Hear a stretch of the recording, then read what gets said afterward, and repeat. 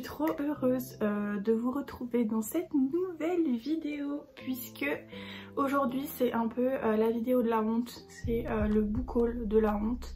J'ai acheté quand même pas mal de livres ce mois-ci. Alors la moitié ce sont de l'occasion, l'autre moitié c'est pas de l'occasion, voilà.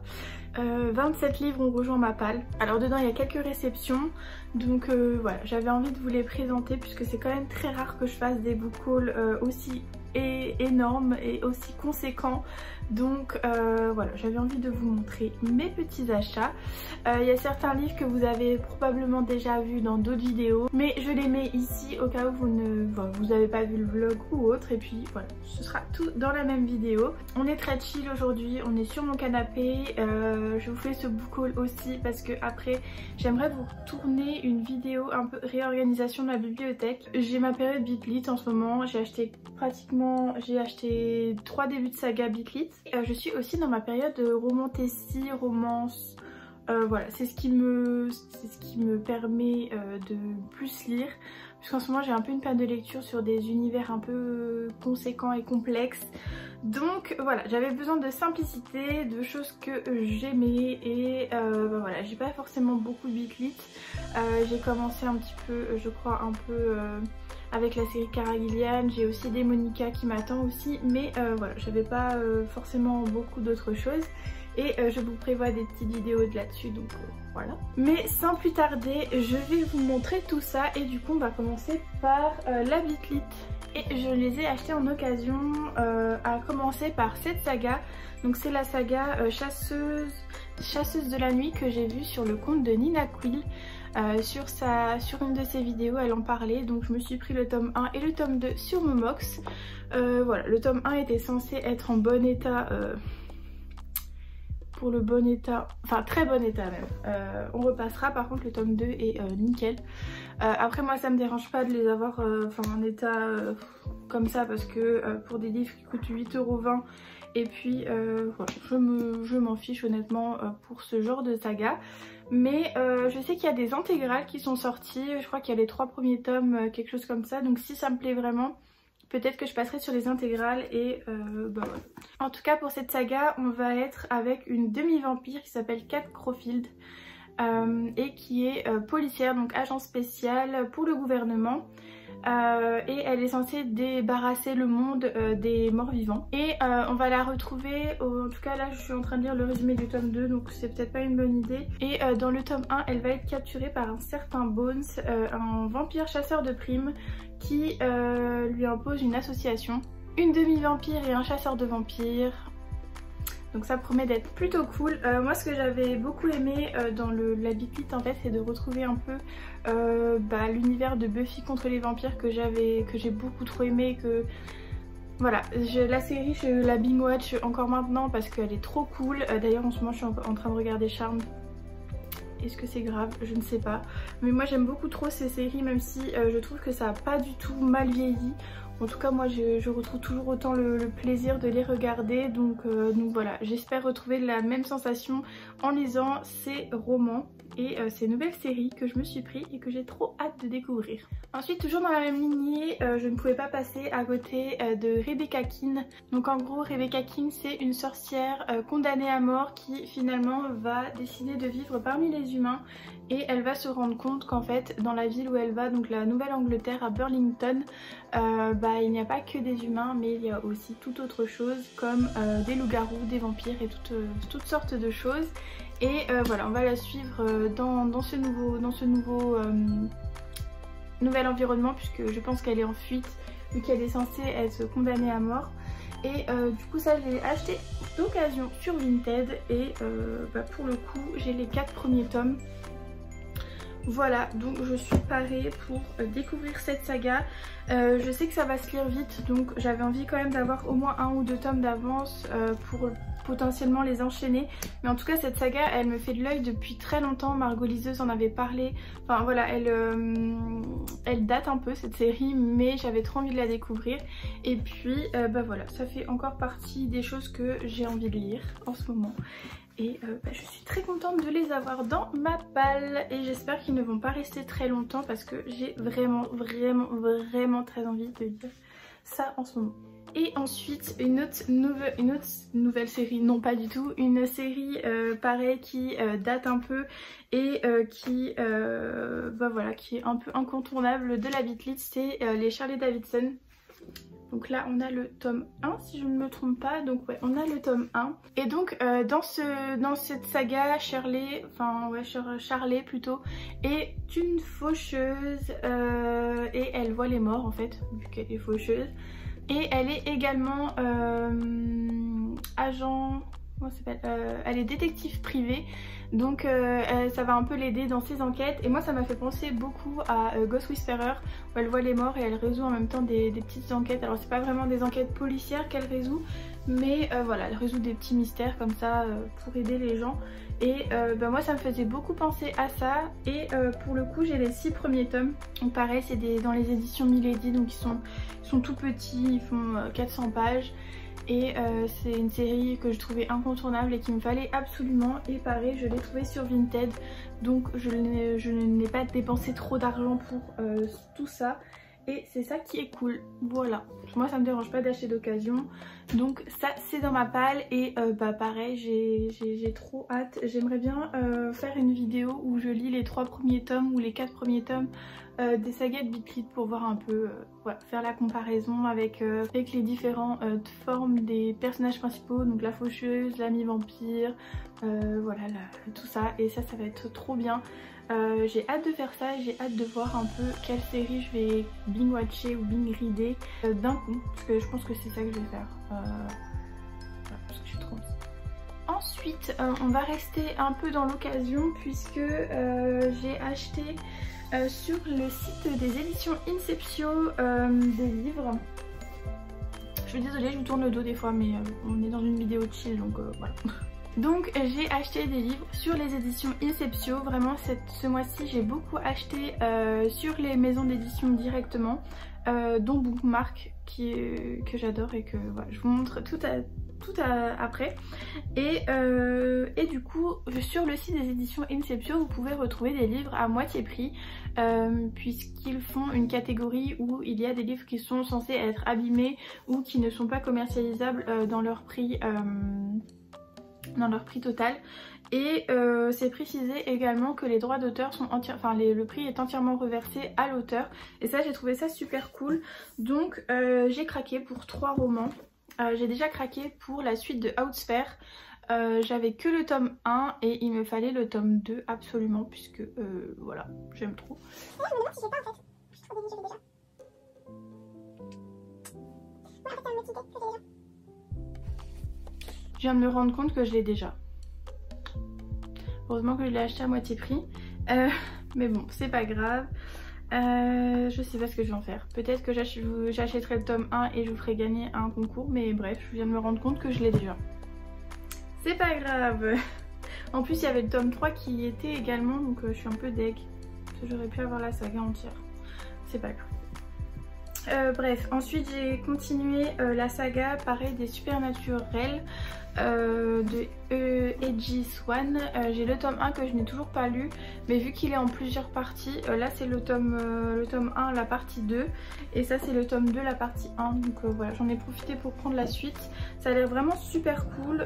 Par contre je pourrais pas trop vous dire le résumé parce que là c'est un tome 2 et un tome 3, mais voilà, ça va être une saga un peu fantasy avec du surnaturel, mais en gros on va suivre des métamorphes, de ce genre de choses, des sorcières peut-être. Moi ça me tentait énormément et du coup j'en ai profité pour prendre la suite qui sera dans ma palle. Et vraiment pour vous donner une idée, voilà, vous avez ce genre de choses, mais vraiment ça empêche pas du tout la lecture. Pour moi ils sont comme neufs, enfin vraiment il n'y a pas de page déchirée, ce genre de choses. Même celui-là je sais pas trop, ce qui peut-être ouais, peut-être un petit peu corné en bas, mais sinon franchement ils sont en super bon état. Donc voilà, celui-ci probablement que je vais le revendre, je sais pas ce que je vais en faire, mais en tout cas réfléchis avant d'acheter. Voilà, c'est tout ce que je me dirais. Donc c'est tout pour mes livres achetés d'occasion. Je vais passer aux réceptions. J'ai reçu quelques petites choses ce mois-ci. J'ai reçu 4 livres, dont celui-ci qui me vient de chez Ozu, Don't Stop the Music, Rihanna la best. et du coup il me tentait énormément. C'est une romance, donc on va suivre les deux personnages qui sont sur la couverture. Donc on a Langston qui est devenu Legendary, donc une personne assez célèbre, et on a Dylan qui va passer une audition de violon pour entrer à Juilliard. Sauf qu'un jour on va les retrouver, donc c'est vraiment des amis depuis toujours. Ils se sont même fait une petite liste des choses à faire avant leur 18e anniversaire. Sauf que leurs chemins se sont séparés au moment où Langston est devenu célèbre. Mais un jour il va devoir rentrer et Langston s'installe chez Dylan puisque c'est un peu compliqué dans sa vie. Et Dylan va lui demander de l'aide pour son concours et Langston lui donne une seule condition, c'est qu'il fasse la bucket list qui s'était fait à l'âge de 10 ans ensemble. Et voilà, on va les suivre dans cette bucket list et c'est une romance, donc voilà. Il y aura probablement une romance entre eux, même c'est sûr et certain. Donc voilà, c'est dans le mood du moment, donc je pense qu'il va pas trop traîner. Et j'aimerais, donc il est sorti le 12 mai, donc il est déjà sorti. J'aimerais vous sortir mon avis quand même assez rapidement parce que vraiment, voilà, il est trop beau. Et chez Ozu, je sais qu'ils font toujours des pépites, donc j'aimerais vous en parler très rapidement. Ensuite, quelque chose qui sort un peu de ce que j'ai l'habitude de lire, mais voilà, que j'aime énormément dans mon perso. Donc c'est un petit livre que l'autrice Amélie Bruder m'a proposé de m'envoyer. Donc c'est Ouvrir les portes de votre intuition. Donc il est vraiment tout petit. C'est aux éditions Arcana Sacra et voilà, c'est un petit livre un peu ésotérique sur l'intuition. Et j'ai lu les quelques premières pages et c'est vraiment super intéressant. Ça montre un petit peu qu'on est tous sujets, enfin on n'a pas forcément besoin de naître avec des dons pour pouvoir s'intéresser à l'intuition et pouvoir développer des compétences ou en tout cas des capacités. Et j'ai trouvé ça super intéressant. Donc voilà, j'ai reçu ça de l'autrice et je la remercie encore énormément si elle passe par là. Mais en tout cas, je vous en reparlerai très prochainement parce que j'ai hâte de le lire. Ensuite, de chez Scrineo, j'avais demandé à recevoir ce roman qui est juste d'une beauté sans nom. Donc c'est La Cité du Savoir de Nadia Coste, publié chez Scrineo. On a même à l'intérieur des petits centaines de chapitres comme ça avec des feuilles de lierre, je pense. Mais voilà, c'est super beau. Au niveau du pitch, je sais qu'on est en Grèce. Donc on a deux personnages. D'un côté Sophia qui rêve d'intégrer l'école qui se trouve sur Philopolis, qui est la cité du savoir où elle pourra apprendre à maîtriser donc ce qu'elle appelle la magie des mots, mais en tout cas apprendre à écrire et à lire. Et de l'autre côté, on va suivre Théo qui n'a jamais vraiment voulu apprendre à lire. Surtout que son grand frère, est revenu de la cité affecté par une mystérieuse maladie qui touche les personnes qui reviennent recalées de cette école. Donc ça ne lui donne pas très envie d'y aller. Sauf que Sophia est admise à l'école et Théo va décider lui de partir à Philopolis pour essayer un peu de la protéger et pour éviter qu'elle aussi revienne avec cette maladie. Sauf qu'ils vont se rendre compte que la cité recèle quand même pas mal de mystères et de secrets. Et voilà, on va le suivre un peu dans cette amitié qui va être mise à rude épreuve. Et moi je trouvais ça super intéressant. Donc la phrase en haut c'est imaginer un pouvoir où la magie tire son pouvoir des mots. Donc voilà, moi j'ai été conquise par ça et vraiment la beauté du livre elle est super belle. L'histoire a l'air vraiment cool, l'univers a l'air cool. Moi j'aime beaucoup les choses qui se passent un peu sur les îles grecques. Et voilà, j'ai hâte de le découvrir et de vous en parler. Celui-ci sortira fin mai, donc je vous posterai sûrement mon avis le jour de sa sortie, puisque le jour où vous verrez cette vidéo il ne sera pas encore sorti. Mais restez connectés sur Instagram parce que je vous mets mon avis dès qu'il est sorti. Et ensuite j'ai été contactée par les éditions Le Lotus et l'Éléphant pour recevoir The Sad Ghost Club. Donc c'est un petit graphique, voilà. Un petit graphique comme ça qui est super beau, même à l'arrière vous pouvez voir les dessins. Donc j'ai pu lire un peu d'ailleurs vous pouvez lire les 10 premières planches il me semble sur leur site. Mais en gros ça va parler d'anxiété. Donc en gros ça va parler un petit peu d'anxiété et de solitude, mais je pense tourner dans un côté assez positif puisqu'il y a écrit ceci n'est pas une histoire triste. Donc j'espère que ce sera un petit peu positif. Mais en tout cas voilà, j'aime beaucoup trop la couverture. Franchement le livre en lui-même est hyper quali. Puis les planches, voilà, enfin, elles sont vraiment trop belles. J'aime beaucoup le rendu, donc ça c'est trop bien. Et pareil, je pense que je me ferai une petite semaine graphique puisque j'ai quand même pas mal de choses qui m'attendent. Et pourquoi pas vous faire un vlog, ce serait vraiment cool si j'ai un peu de temps à consacrer, parce que ça prend du temps de vlogger mine de rien. Mais en tout cas, je vous en reparlerai, j'ai très hâte de vous en reparler puisque c'est un sujet quand même qui touche énormément de personnes. Et je n'y échappe pas évidemment. Et voilà, ça me tient vraiment à cœur de vous faire un retour sur ce graphique. Donc pareil, je vous ferai un retour assez rapidement et j'espère dans un vlog. Ensuite, d'autres achats, je ne vais pas m'attarder parce que je vous en ai déjà assez parlé, mais je me suis acheté le tome 2 de Ashes Falling for the Sky de Mathieu Guibé et Lynn Gorman, et je me suis pris le préquel qui est juste énorme. Il fait combien de pages? Ah, il fait que 450. J'aurais vu beaucoup. Ouais, les autres font 380. Donc voilà, je me suis pris les deux. J'espère pouvoir les lire ce mois-ci. En tout cas, j'espère aussi pouvoir les enchaîner. Comme ça, je termine une saga et je pourrai faire dédicacer mon exemplaire aux Imaginales puisque Mathieu Guibé sera présent. Donc Nina a dédicacé le tome 1 et du coup je ferai dédicacer le tome 1 aussi à Mathieu. Et comme ça, la boucle sera bouclée. Ensuite on reste sur les graphiques que j'ai déjà lus, mais je me suis pris le tome 2 de L'Or Olympus chez Hugo, c'est chez Hugo, ouais, de Rachel Smith. Donc je sais, c'est un webtoon que je peux retrouver gratuitement sur une application, mais je préfère les avoir en papier, surtout que vraiment ils sont juste magnifiques. Je l'ai déjà lu, j'ai beaucoup trop aimé, j'ai beaucoup trop hâte de me procurer le tome 3, même si j'attends un petit peu parce que vraiment les prix... 24,95, je sais c'est gratuit sur Webtoon, mais voilà, j'ai quand même beaucoup envie de l'avoir en papier. J'ai pas le tome 1, je l'avais emprunté à la librairie quand j'y travaillais, mais voilà, je vais faire mon petit truc et j'essaierai de me procurer le tome 3 assez rapidement parce que j'ai vraiment beaucoup trop aimé. Et en ce moment je suis en train de lire Witch and God, donc ça me laisse un peu dans la mythologie et j'aime trop. Ensuite, j'ai cédé à la propagande de Manon de Vibration littéraire puisque j'ai pris The Prison Healer, donc la guérisseur de Zalindov, de Lynette Noni, et en plus c'était, je crois, la gagnante,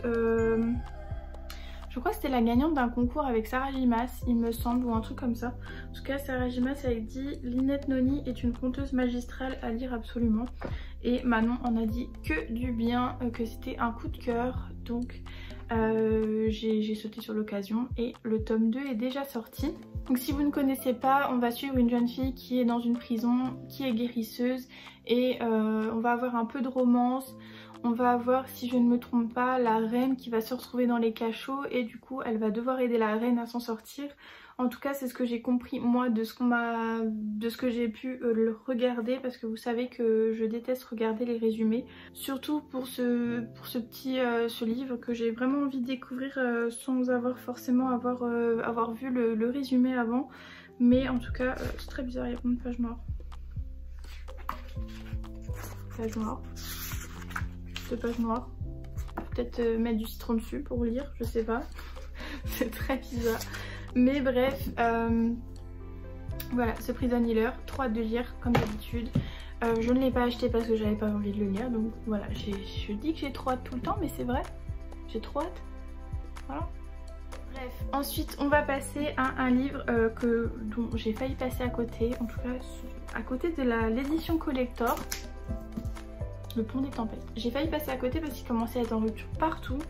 J'ai réussi quand même à le trouver, mais franchement j'ai failli passer à côté de ça.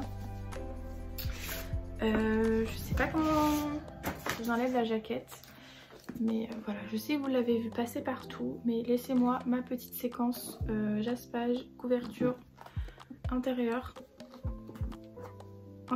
c'est le même. Voilà, il est juste trop beau, enfin voilà. Et je sais que beaucoup de personnes ont aimé. Je sais que je vais aimer, c'est sûr. Mais en tout cas, voilà, j'ai super hâte de le lire et de le découvrir. J'espère que ça va le faire pour moi. Manon de Vibration Littéraire m'avait dit il faut que tu lises les premières pages et tu sauras si tu aimes. Donc voilà, et regardez-moi ça quoi. C'est juste trop beau. Je sais pas s'il y a des illustrations à l'intérieur, je crois pas. Mais en tout cas ce lasse-page sera de toute beauté dans ma bibliothèque. Donc. Et à l'intérieur de la jaquette vous avez ça. En gros le pont des tempêtes c'est un royaume, un deuxième royaume, un pont au milieu et voilà, ça se bat pour le pouvoir du... Enfin pour avoir je pense les pleins pouvoirs sur le pont. Mais il est immense ce pont hein. Mais en gros voilà, je pense que ça doit être ça l'histoire. De toute façon je sais que vous l'avez vu passer partout. Donc je pense que si je vous fais pas de résumé dans cette vidéo c'est pas trop grave. Mais pareil, c'est de la romantécie, c'est ce que j'ai envie de lire en ce moment.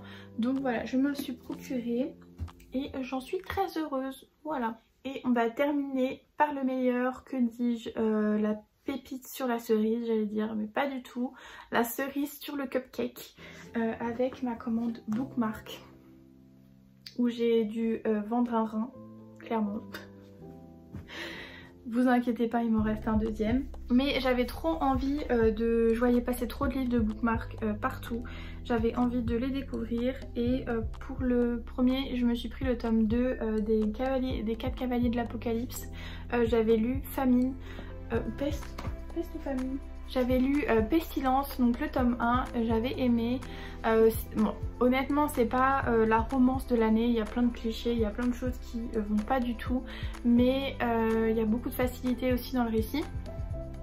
Mais c'est vraiment un roman que j'avais beaucoup aimé sur l'instant T, que j'avais passé un bon moment. Moi il m'avait suffi, j'y avais été sans attente particulière.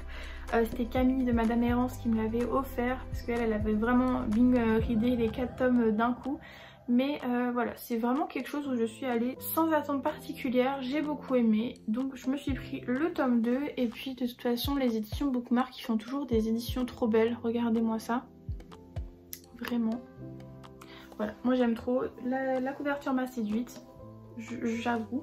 Ensuite pareil, en parlant de couvertures qui m'ont séduite, on est parti sur le tome 1 de Magie funèbre, donc de Kalena Price, c'est Alex Craft. Pareil, toujours dans mon esprit de lire un peu de Beatlit et de retrouver cet esprit Buffy que j'aime trop, je me suis pris ça. Et vous allez lire, je vais vous lire les 2 premières phrases. Alex Craft peut parler aux morts, mais cela ne veut pas dire qu'elle aime ce qu'ils ont à dire. En tant que détective privée et consultante pour la police, Alex Craft a vu beaucoup de magie noire. Voilà, il va y avoir de la romance, des enquêtes, des créatures, Beatlit. Voilà, moi il m'en fallait pas plus pour que je teste. Alors j'ai pris beaucoup de tomes 1 un peu pour voir ce que j'ai apprécié ou non. J'ai pris également le tome 1 de Rêve de glace, donc de Kelly Sinclair. Le tome 1 des accords corrompus.